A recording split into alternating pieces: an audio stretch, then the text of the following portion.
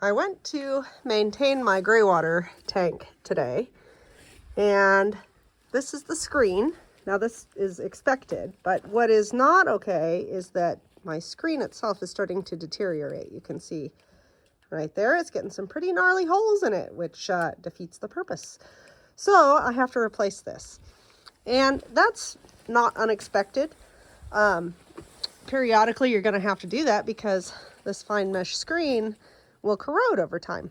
So this is actually a leftover piece from when I rescreened our sliding glass door. And I hung on to it because I hang on to everything.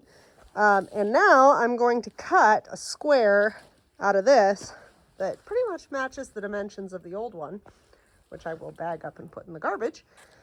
And then we'll be good to go. Mechanically speaking, a pair of scissors would be a lot easier to work with, but there's no easier way to wear out a pair of scissors than by cutting through screen. So I am actually going to use this utility knife because these blades are totally replaceable.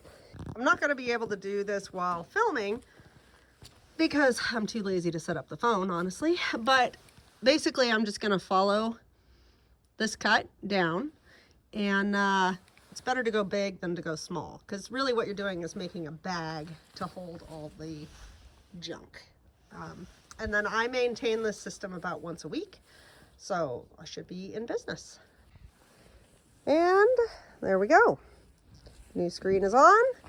I'm gonna fit it inside my hose clamp and put it back on my intake pipe right there, or I guess outflow pipe really.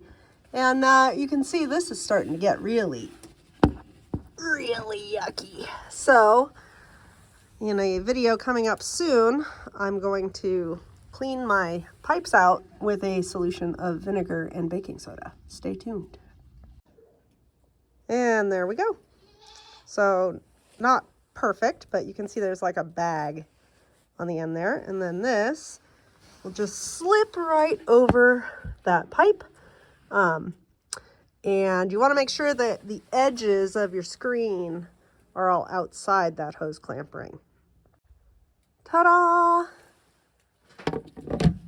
See you next time.